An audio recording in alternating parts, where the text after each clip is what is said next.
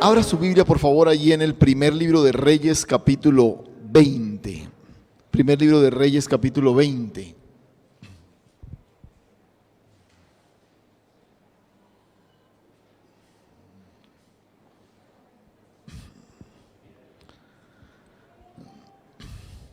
Y hoy vamos antes de pasar a la lectura del texto, hoy quiero que hablemos de algo que he titulado Iglesia y Sociedad.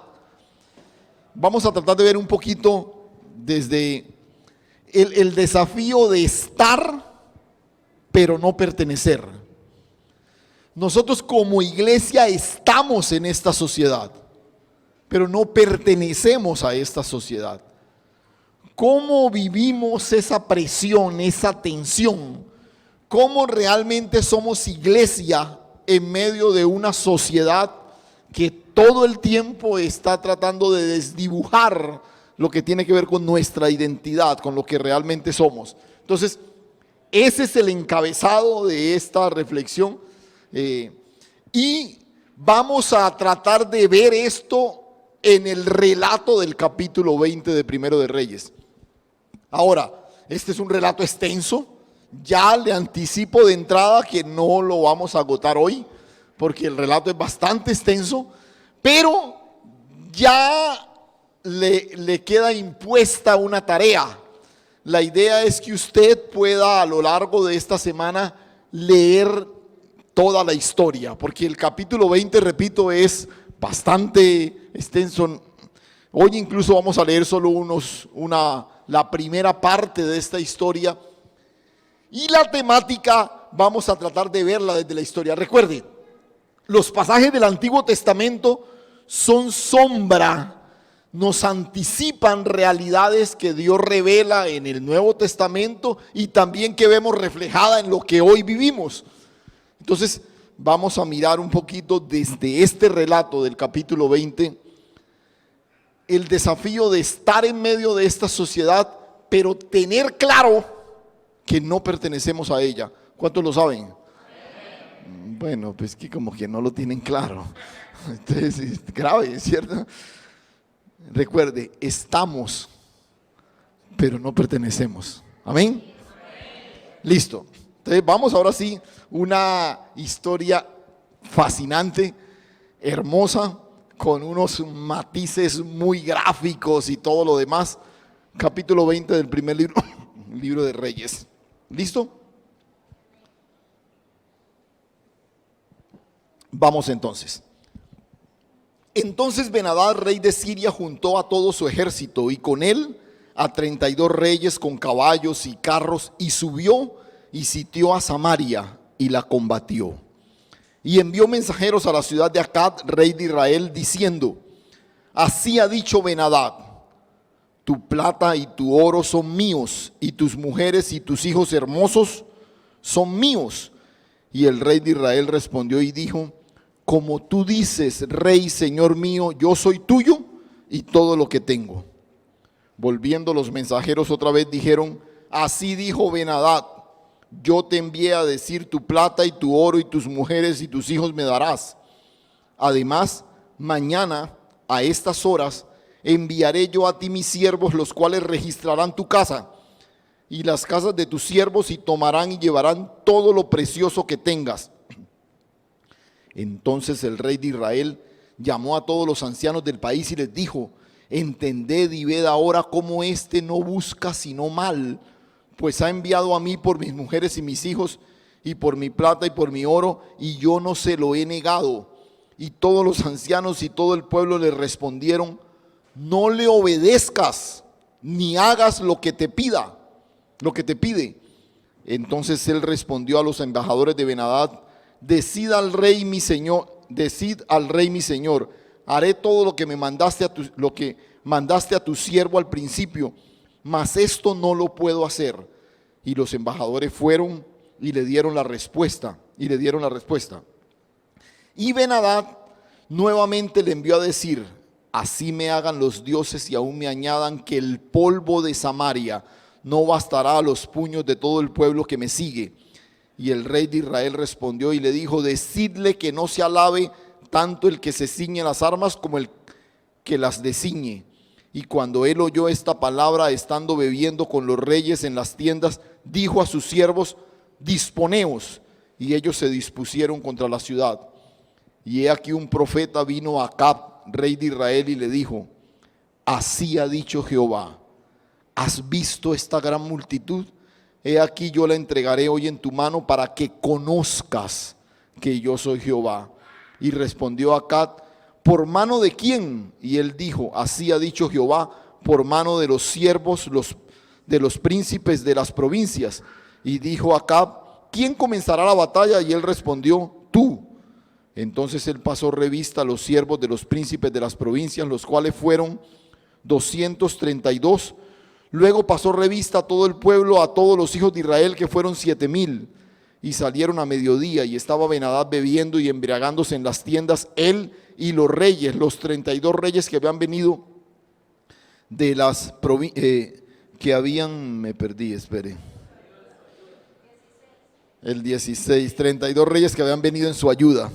Y los siervos de los príncipes de las provincias salieron los primeros, y Ben-Hadad había enviado quien le dio aviso diciendo: han salido hombres de Samaria. Él entonces dijo: si han salido por paz, tomadlos vivos, y si han salido para pelear, tomadlos vivos.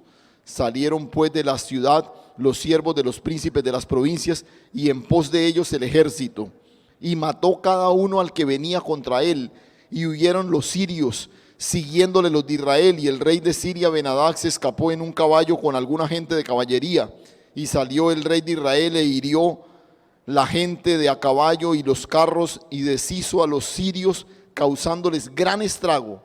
Vino luego el profeta al rey de Israel y le dijo: ve, fortalécete y considera y mira lo que hagas, porque pasado un año el rey de Siria vendrá contra ti. Esta es la primera parte de la historia. Otra vez, uno lee la historia y fácilmente aprecia los detalles del relato. Este es una historia, bueno, detalles que ustedes saben, simplemente se los recuerdo. Estamos hablando de la época en que Israel se había dividido: reino del norte Israel, reino del sur Judá, y esta historia ocurre en el reino del norte. Recuerde, el reino del norte tuvo solamente reyes malos, bueno, también algunos perversos, ¿sí?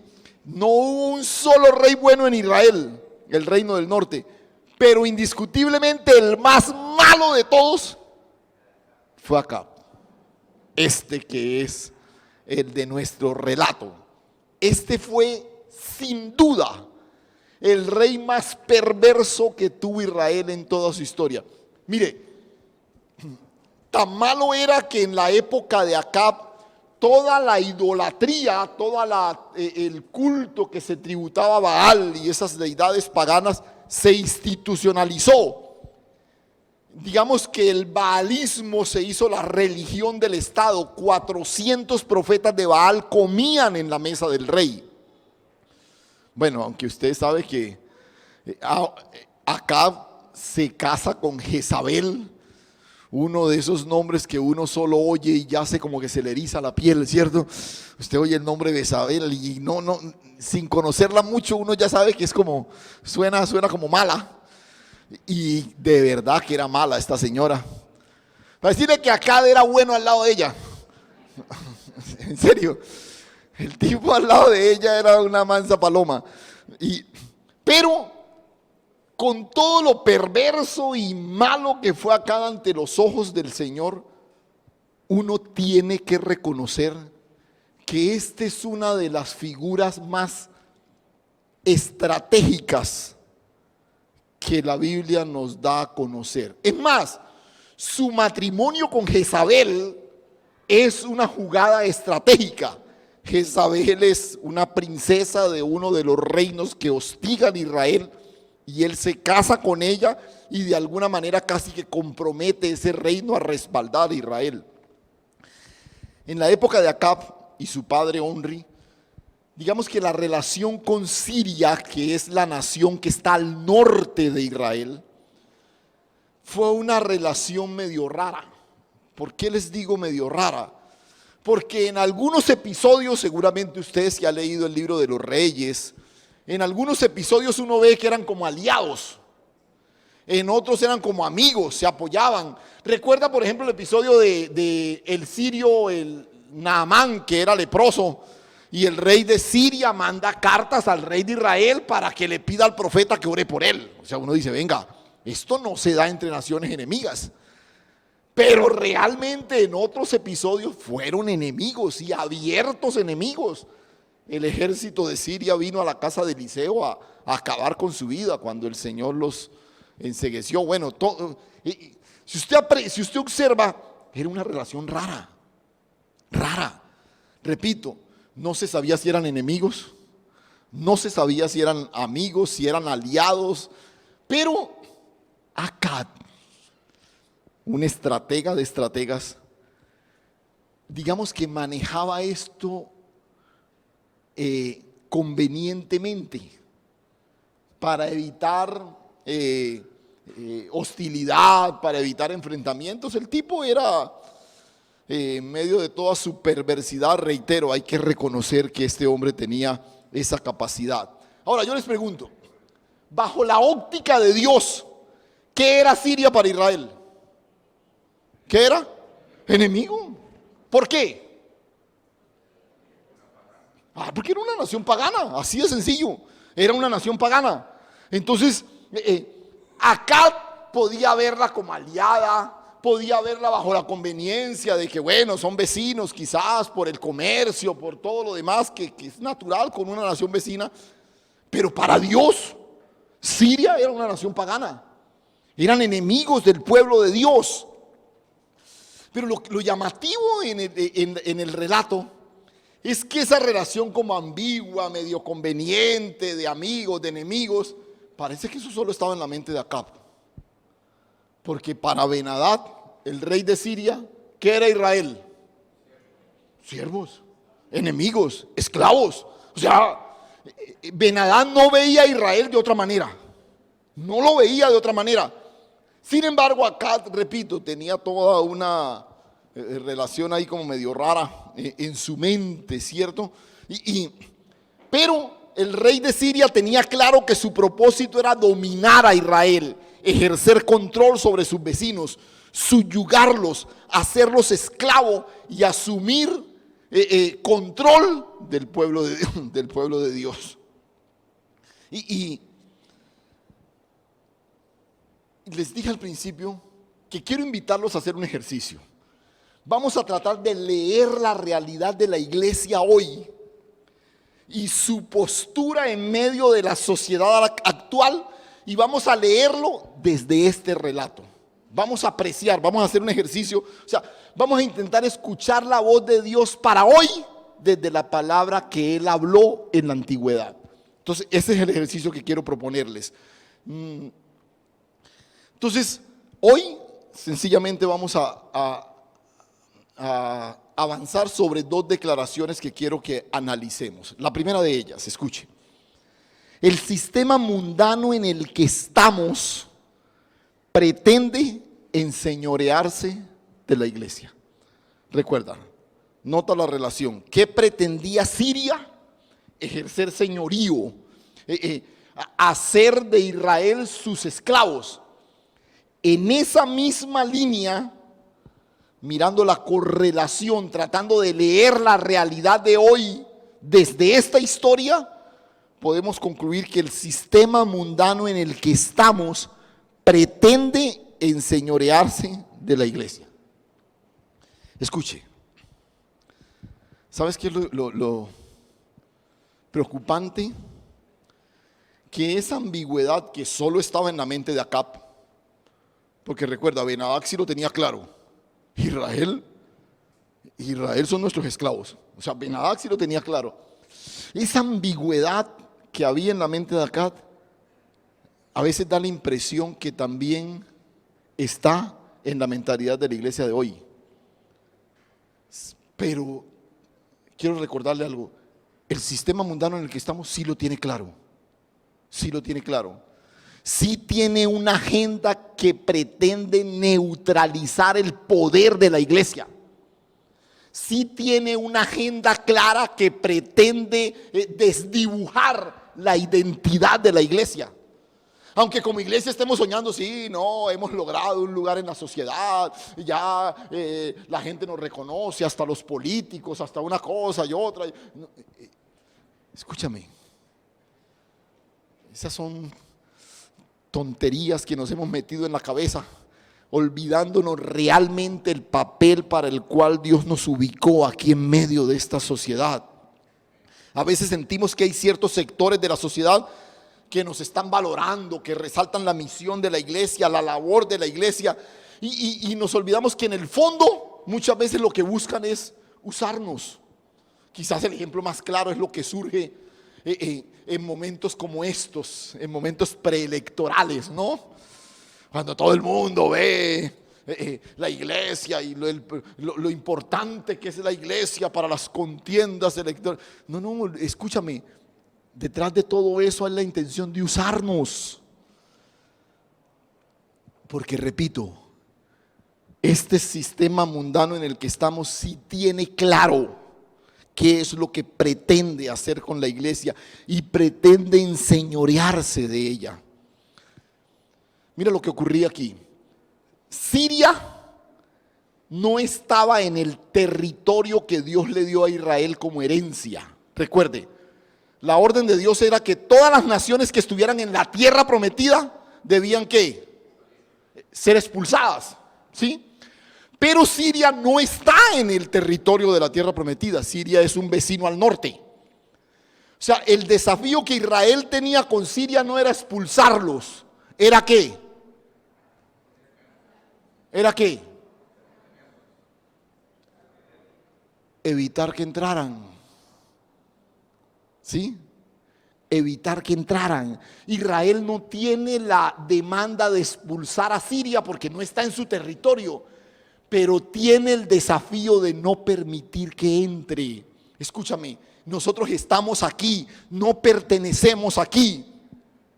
Nosotros no tenemos el desafío de expulsar el sistema, ¿no? Este sistema es en el que Dios nos ha puesto. El desafío que la iglesia tiene es impedir que el mundo entre a la iglesia. Poder ser un reflejo de la gloria de Dios al mundo, pero no permitiendo que el mundo entre a la iglesia. De eso se trata. En cierta medida, esta es la realidad que vivimos como iglesia. La iglesia tiene que desarrollarse y crecer en el mundo. Su sentido de misión es el mundo, pero la iglesia es relevante para el mundo en la medida en que mantiene su diferencia radical con él. Repito, el mundo es nuestro campo de misión. El mundo es el sentido de misión de la iglesia, pero la iglesia es relevante para el mundo cuando mantiene su diferencia con él. No es cuando nos parecemos más al mundo que nos convertimos en un instrumento atractivo. No. Cuando somos radicalmente diferentes al mundo, entonces somos relevantes para ellos. Amén. Ahora, no debe extrañarnos que en la historia,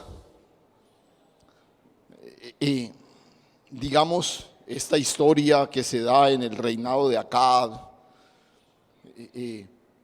digamos que Acab tuviera esta mentalidad así como toda rara. Que repito, él no tenía como claro exactamente cuál debía ser su postura frente a Siria.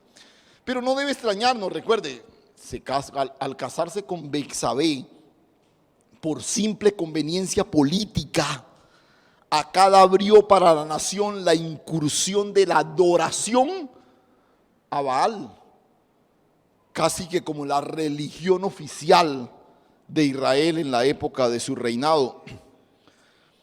Y escuche, ¿qué llama poderosamente la atención? No que el rey de Siria declarara: tú me perteneces, tus hijos me pertenecen y tus bienes me pertenecen. Eso no nos debe extrañar. ¿Qué es lo que se nota extraño en el relato? ¿Qué es lo que acá dice? Mire otra vez el verso 3. Así dijo Ben-Hadad: tu plata y tu oro son míos, y tus mujeres y tus hijos hermosos son míos. Y el rey de Israel respondió: como tú dices, rey, señor mío, yo soy tuyo y todo lo que tengo. O sea, otra vez, que Siria tenga ese convencimiento, vaya y venga. Pero que Acab sencillamente asienta y diga así. Este es un sistema que todo el tiempo está anunciándonos y hasta amenazando que todo le pertenece, incluso nuestras familias, nuestros hijos, nuestros bienes. Y escúchame, que el sistema mundano en el que estamos proclame eso todo el tiempo es inevitable. Créame, es inevitable. Es más, cada vez vemos que las legislaciones de los países se inclinan más a afirmar cosas como estas, por ejemplo.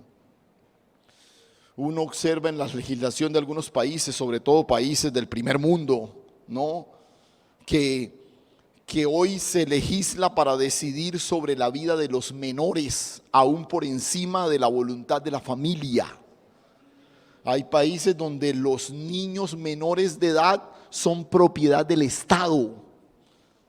La familia no puede decidir qué hacer con ellos, no puede, por ejemplo, sacarlos del país.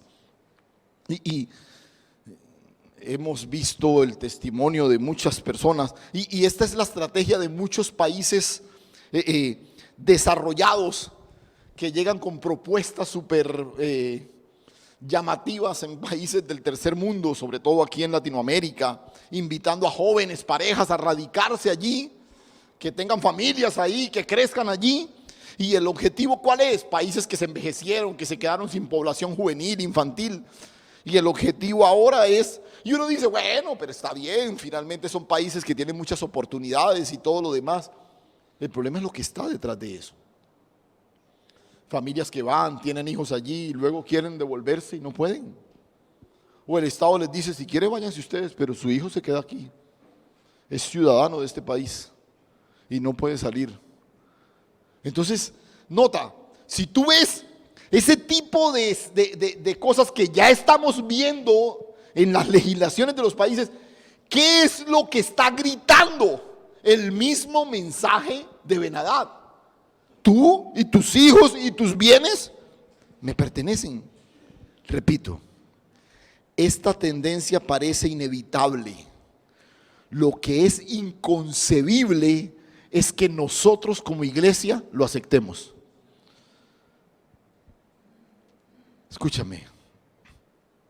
Ben-Hadad le dice acá: tus hijos, tú, tus hijos y lo que tienes me perteneces. Y acá le responde: sí, Señor, así como tú dices. Escúchame. La iglesia, por encima de lo que la legislación de los países declare, la iglesia tiene el convencimiento absoluto por la palabra de que todo lo que somos y tenemos le pertenece al Rey de Reyes y Señor de Señores. Aleluya. Que Él es Señor y dueño de todo. Gloria a Dios.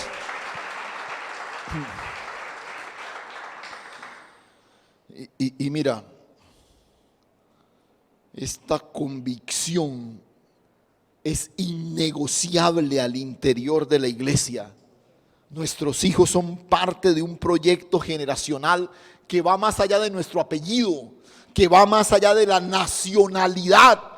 Es un proyecto generacional del Hijo eterno de Cristo Jesús. No sé si recuerdo, unos meses atrás desarrollamos una serie de enseñanza que llamamos Soñando con una generación libre. Y comenzando esa serie veíamos cómo se dio el proceso a través del cual Israel terminó siendo esclava en Egipto. Porque recuerde, Israel no llegó a Egipto siendo esclavos. Es más, Israel llega a Egipto cargada de privilegios. Israel es la familia de José, el hombre que a través de su estrategia había preservado a la nación entera. Ellos llegan y son ubicados en el mejor terreno de Egipto. Ellos llegan a Egipto llenos de privilegios. ¿Por qué unas décadas después terminan siendo esclavos? Y lo que analizamos en esa serie de enseñanzas, recuerda, fue ese proceso, ¿no? Los faraones que no conocieron a José comienzan a oprimir a la población de Israel, a ejercer presión sobre los hombres, sobre las familias, sobre los bienes, pero Israel se mantenía firme. Y cuando agotaron todas las posibilidades, se enfocaron en atacar ¿a quiénes? A los niños, a los niños. Y llama la atención porque esta es una de las menciones específicas que hace el rey de Siria. Incluso no sé si lo hace como de manera sarcástica, ¿no? Tus hijos hermosos son míos, son míos. Y esto es lo que estamos escuchando todo el tiempo. Las nuevas generaciones son hijas del sistema. Eso es lo que la sociedad nos grita todo el tiempo. Y esa actitud pasiva y complaciente de Acab solo es sacudida ¿cuándo? ¿Cómo? Cuando lo tocó a él personalmente. Porque mira, el problema es cuando este mensaje, que repito, es inevitable, viene todo el tiempo. El problema es cuando nos acostumbramos a escucharlo. Cuando incluso, porque escúcheme algo, lo primero que ocurre en nosotros es la aceptación verbal. Usted comienza a aceptarlo, a recibirlo, a recibirlo. Y ese mensaje que usted comienza a recibir, comienza a encontrar espacio en su corazón y paulatinamente a transformarlo. Esa fue la estrategia de Goliat, ¿recuerda? Por 40 días, mañana y tarde, les gritaba. Nota, Goliat nunca atacó a Israel. Nunca. Nunca. Todo el tiempo les gritó un mensaje, un mensaje, un mensaje, que ellos finalmente lo creyeron. Lo creyeron. Y esto es lo que está ocurriendo hoy. Y mira, ¿qué pasó con Acab? Desde un principio la gran dificultad de Acab es que él no fue radical. Él no fue radical. Él no llamó a lo malo, malo. O a lo bueno, bueno. No. Acab, repito, era una posición ahí sincretista. Si le convenía, Siria era su aliado. Si no le convenía, entonces lo atacaba. Si esto y lo otro, y si estos dicen que nosotros le pertenecemos, pues digámosle que sí, eso no hay problema. Entonces, el rey de Israel parece no verle nada malo a las declaraciones de su homólogo de Siria, hasta que la realidad lo toca personalmente. ¿Y sabes por qué? Porque el rey de Siria no se conforma con decirlo.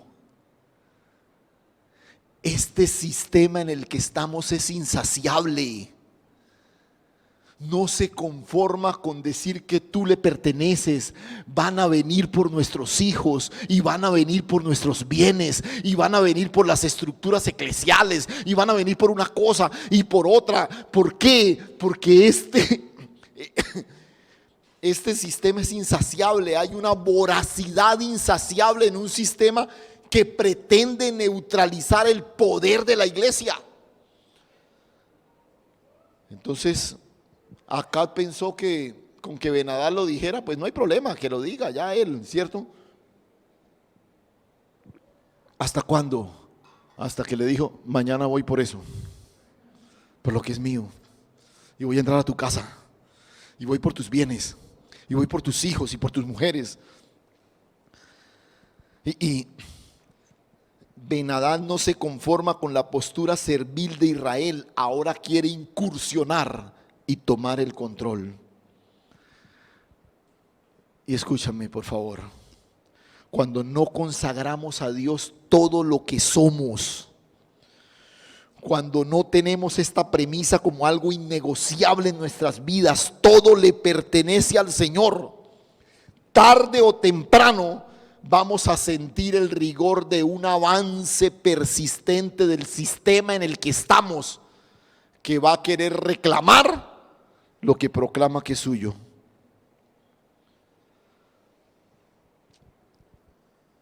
Y escúcheme, por favor. Y yo sé que a algunos les molesta que yo insista en cosas como estas. Y lo sé, no porque lo intuya, sino porque algunos me lo han dicho así de frente. No, pastor, pero tampoco.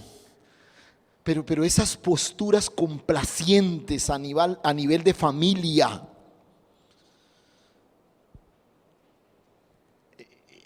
esas posturas que se identifican más con la filosofía de este sistema que con la verdad de Dios expresada en su palabra, tarde o temprano nos van a pasar factura. Y entonces después nos sorprendemos porque, ay, yo no entiendo por qué mi hijo no quiere vivir una fe comprometida con el Señor. Porque muchas de esas cosas que quizás en el pasado eran innegociables para nosotros, hoy son relativas. Hoy son circunstanciales. Entonces decimos, Dios es el Señor de nuestra familia, pero ni siquiera lo honramos reuniéndonos como familia en el día del Señor, por ejemplo. ¿Sí? Dios es el Rey de nuestro hogar, pero nunca tenemos un espacio en el hogar para agradecer a Dios y reconocer su señorío sobre todas las cosas. Hay espacio para todo lo demás. Tenemos la capacidad de dejar que todo lo que el sistema quiera meternos tiene lugar en nuestras casas. Nuestros hijos crecen viendo cómo muchas cosas son importantes para nosotros: el trabajo, la economía, el estudio, los compromisos. Pero Dios, si acaso de vez en cuando un domingo por ahí que saquemos el tiempo, que no haya otra agenda. Y luego repito, nos sorprende que nuestros hijos tengan una visión solo religiosa de Dios. No consagramos a Dios nuestros bienes, los recursos que nos ha dado, y tarde o temprano terminamos esclavizados por un sistema que a través de las diferentes herramientas que nos grita que todo le pertenece, termina esclavizándonos, empobreciéndonos y arruinándonos. Porque no consideramos que los bienes nos han sido dados por Dios y que deben ser administrados conforme Él lo ha declarado en su palabra. Y entonces, como Acab, corremos desesperados a alguien preguntándole ¿por qué nos pasa esto? Y mira qué curioso, solo nos afecta cuando ya sentimos el rigor de las repercusiones en nosotros o en nuestras familias. Cuando tiene que ver con un hijo, cuando estamos atravesando una situación complicada.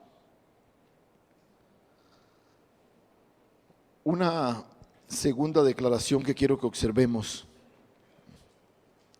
y de alguna manera es una invitación a la convicción, a la confianza en el Señor. Nunca obedezcas a aquello que se opone a lo que Dios ha dicho en su palabra. Repito, nunca obedezcas a aquello que se opone a lo que Dios ha dicho en su palabra.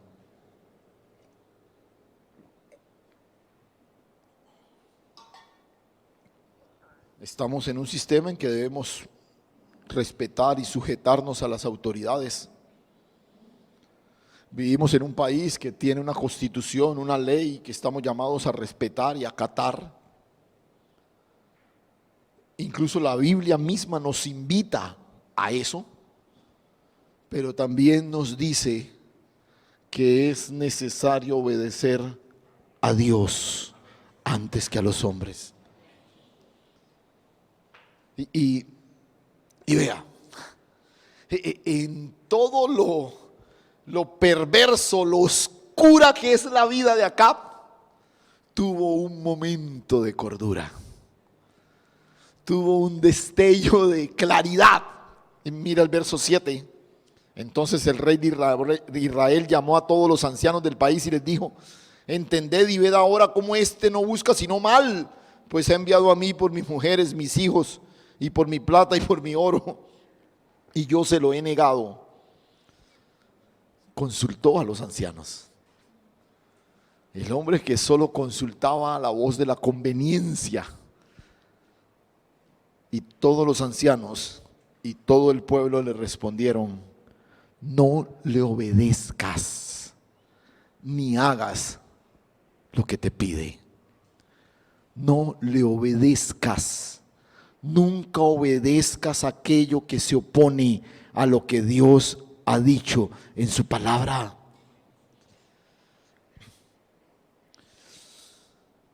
Hoy vemos cómo surgen una serie de propuestas de las distintas instancias de la sociedad que buscan casi que barrer al interior de las familias todo aquello que nos conecta con el orden divino establecido en su palabra.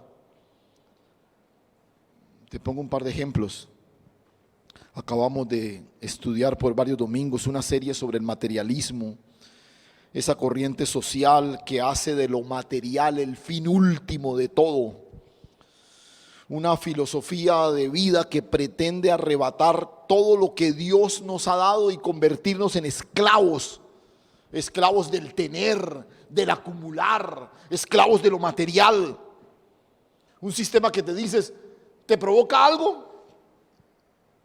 Puedes adquirirlo ya, puedes tenerlo ya. No importa cuánto tengas que endeudarte, porque al sistema no le interesa si tienes o no. Al sistema lo que le interesa es esclavizarte. Entonces, al igual que los sabios ancianos que el rey consultó, yo te digo en esta mañana: no les obedezcas, no hagas lo que te dicen. Pero otro ejemplo, hay una tendencia que está permeando la educación en el mundo. Y hace unos meses atrás veíamos esto diciendo: no, sí, algún día va a llegar a nuestro país. Esta semana alguien nos hizo llegar, seguramente alguno de ustedes lo habrá visto, un folleto que se está repartiendo en todas las escuelas y colegios públicos de la ciudad, bajo el título: Bucaramanga protege la diversidad de su niñez. Y ese título es espectacular. O sea, venga, suena casi hasta para una predicación, ¿cierto? Cómo proteger la diversidad de la niñez. Pero cuando usted analiza el contenido de ese folleto, es una invitación, un adoctrinamiento a que los chicos comiencen a ver como normal lo que para Dios no es normal. Es todo un adoctrinamiento a abrirse a las experiencias de índole homosexual, de participar, de todo este tipo de cosas, de comenzar a ver, y claro, ahí está completamente definido en esto. Otra vez, un folleto dirigido a los niños de preescolar. Nos compartía una mamá en estos días que llegó a su niño al colegio, a su niña al colegio, y se encontró con la pared tapizada de letreros y carteles con imágenes de dos mujeres besándose, un par de chicos agarrados de la mano y no sé qué, y que se está promoviendo este tipo de cosas, que los niños empiecen a ver estas relaciones como algo. Y la rectora haciéndole el anuncio a la comunidad estudiantil de que a partir de esa semana se iban a empezar a implementar los baños mixtos dentro de la institución. Y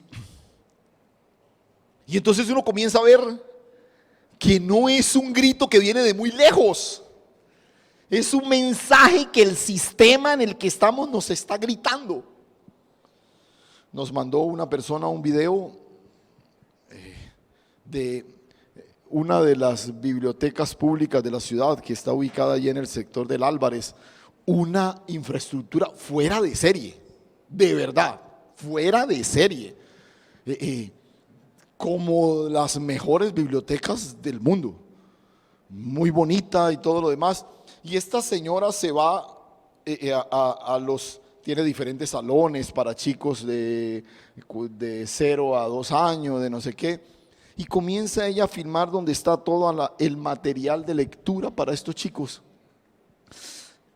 Y lo llamativo es que el gran porcentaje de la literatura que está ahí es toda una literatura que promueve todo este tipo de, bueno, ahí están, incluso ella con el video le toma las carátulas de los libros, que el héroe es super gay, que no sé qué, o sea, otra vez, no, créanme, no estoy exagerando, así literalmente.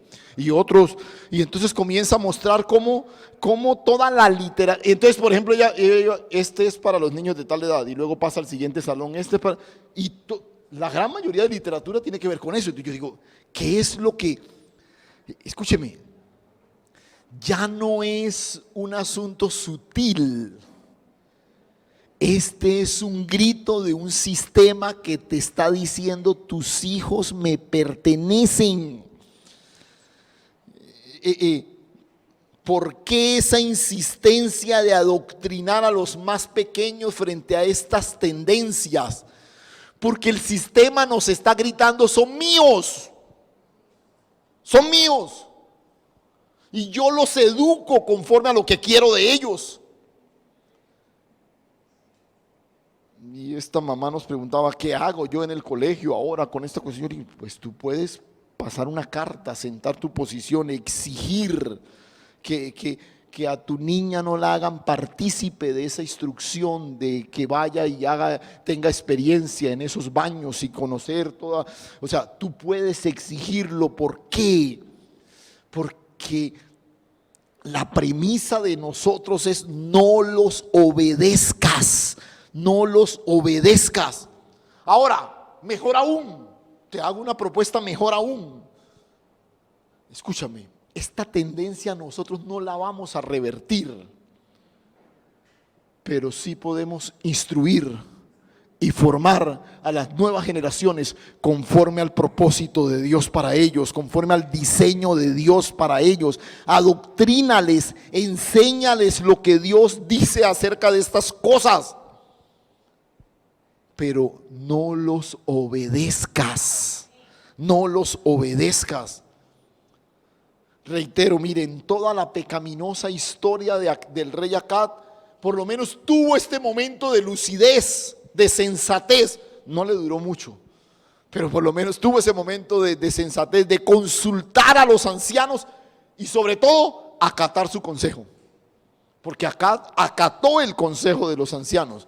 Mire el verso 9 que leímos: respondió él a los embajadores de Ben-Hadad: decida al rey mi señor, haré todo lo que mandaste a tu siervo al principio, mas esto no lo puedo hacer.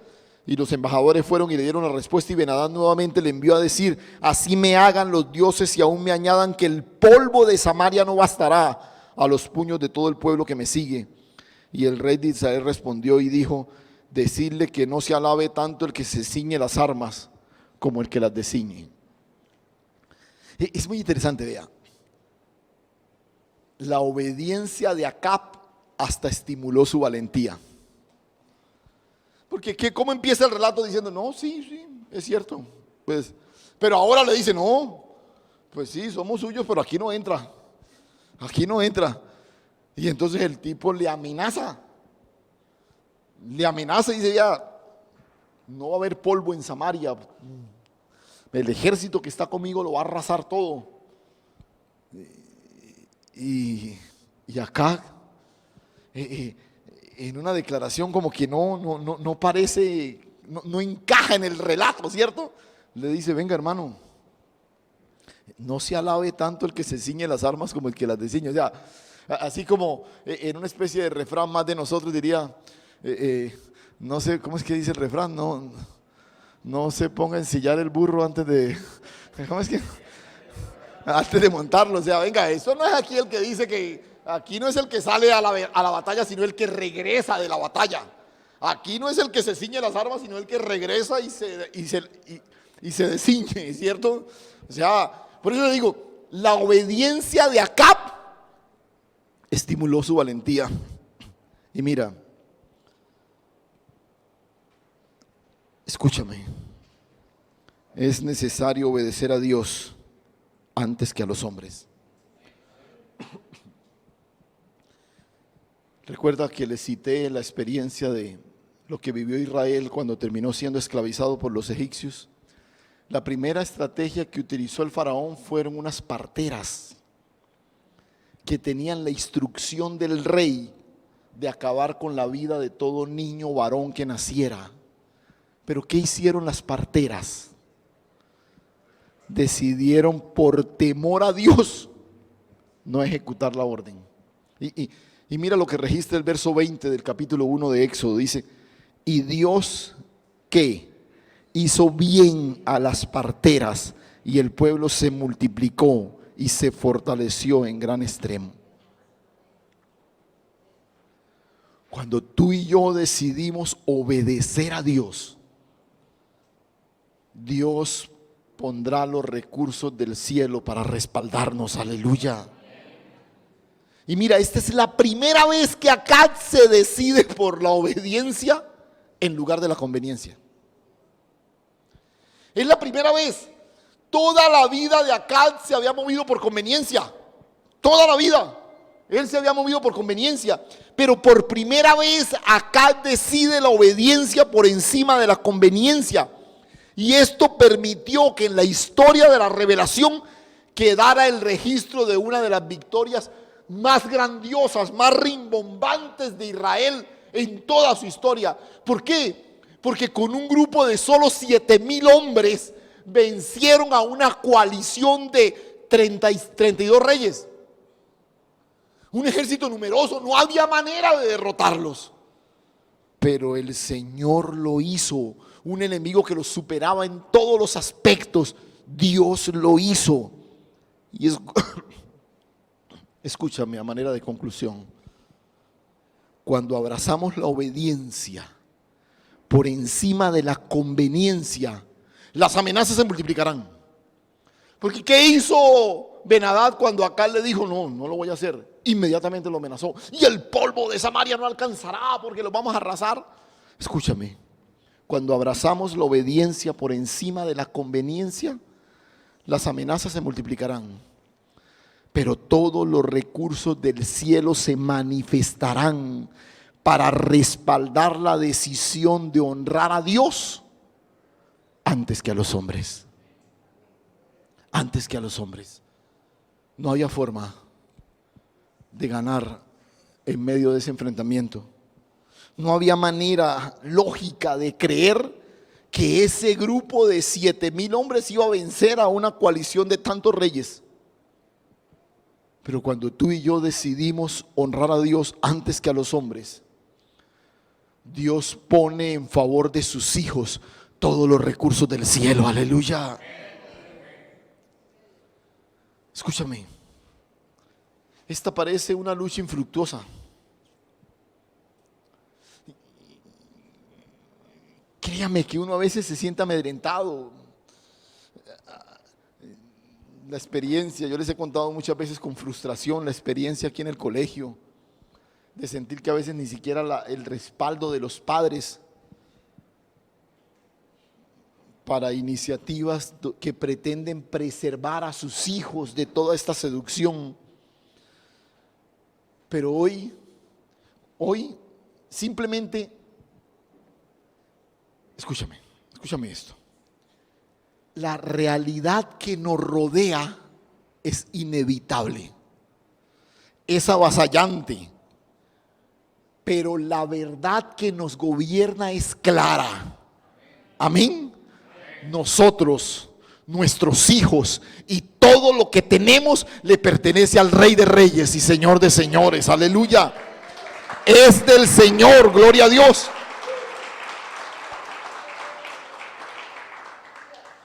Y mira, aunque parece que la lucha es estéril, quiero recordarte que es más poderoso el que está en nosotros que el que está en el mundo. Aleluya. Y vamos a seguir avanzando en este capítulo.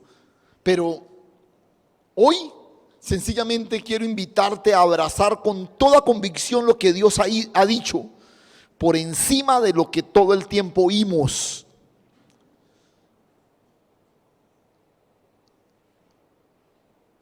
El panorama de hoy parece dibujar una iglesia que finalmente quedará mimetizada, como diluida en medio de la presión social. Parece como si las normas y las regulaciones de este sistema finalmente se van a imponer y vamos a terminar haciendo parte más bien de una estructura complaciente, donde aquí se hace todo lo que el sistema dice y todo lo demás. Así parecía el panorama que vivía Israel bajo la amenaza de los sirios. Aquella coalición de reyes parecía invencible. Pero Dios le dijo a Acab por medio del profeta: no te vencerán, no te vencerán. Reitero, el primer paso que debo dar es afirmarme en la verdad, al margen de cuál sea la realidad. Y la verdad es que el Señor dijo que Él edificaría su iglesia y que ni aún las puertas del Hades prevalecerían contra ella. Aleluya. Y yo lo creo. Yo lo creo. Parece que no hay respiro para la iglesia. Parece que toda esta presión del sistema en el que estamos va a terminar diluyendo nuestros valores y neutralizando la identidad de la iglesia. Pero Él dijo que edificaría su iglesia y nadie podía prevalecer frente a ella. Y yo quiero invitarte a que abraces en esta mañana esta convicción. Este es un sistema que quiere ver desdibujada la hombría en medio de las nuevas generaciones, la feminidad en medio de las nuevas generaciones, el modelo de familia que Dios estableció. Hoy se habla de cualquier tipo de estructuras familiares, algunas hasta aberrantes. Hoy hay un sistema diseñado para esclavizarte en todos los aspectos, para que tú creas que tienes muchas cosas, pero finalmente todo lo debes. Y aunque te estás rodeado de cosas, no te alcanzan los próximos 10 años trabajando para pagar todo lo que tienes ahí. Y lo que han hecho es esclavizarte, porque le hemos creído a una voz del sistema que nos dice que todo es de ellos. Escúchame. Dilo conmigo. Yo, mis hijos y todo lo que tengo le pertenece al Rey de Reyes y Señor de Señores. Aleluya. Padre, gracias, Señor. Gracias. Gracias, mi Padre Celestial. Hoy estamos viviendo una realidad como en pocos momentos de la historia, Señor, pero que han sido anticipados por tu palabra con toda claridad. Hoy vemos a una iglesia que pretende ser encerrada, aprisionada. Una iglesia que sufre la presión de verse diluida en medio de un sistema que avanza rigurosamente para acabar con el poder que Dios le ha asignado a la iglesia. Pero hoy, Señor, nos levantamos creyendo en la verdad gloriosa de todo lo que tú has declarado, Señor. Gracias, mi Padre Celestial. Gracias, Señor. Gracias, mi Padre Celestial. Escúchame, querido hermano. Por un momento, ahí donde estás, quiero invitarte a que hagas de lo que Dios nos ha dicho hoy una convicción que gobierne tu vida. Escúchame, sí, tú me dirás, pastor, pero es que es terrible esta sociedad, es que probablemente usted no conoce las... Sí, yo sé. Esa es la realidad que nos rodea. Pero yo quiero invitarte a establecerte en la verdad que nos gobierna. Señor, aquí estamos en esta mañana. Aquí estamos, Señor, creyendo que la iglesia sigue siendo el proyecto de la manifestación gloriosa del poder de Dios para esta sociedad. La gloria de Dios se manifiesta y se hace visible a través de su iglesia, Señor. Ayúdanos, oh Dios, a ser radicales. Ayúdanos, Señor, a sacudirnos de esa mentalidad de Acab que a veces se ha colado en medio de la iglesia y no hemos aprendido a llamarle a lo malo malo. No hemos asumido posturas que honren, glorifiquen y privilegien el lugar de Dios en nuestras vidas y nuestros hogares. Perdónanos, Señor. Perdónanos cuando nos hemos relacionado con Siria de una manera ambigua y sin claridad alguna. Perdónanos cuando hemos dejado incursionar en la iglesia, nosotros, todas aquellas cosas que en forma sutil el sistema ha venido sembrando en nosotros. Hoy, Señor, hoy, Dios, creemos con toda convicción lo que tú has dicho y queremos que por el poder del Espíritu Santo de Dios nos ayudes a responder en obediencia. No vamos a obedecer nada que contradiga lo que tú has declarado en tu palabra, Señor. Gracias. Gracias, mi Padre Celestial. Gracias, Señor. Te damos a ti toda la gloria y toda la honra en Cristo Jesús. Amén.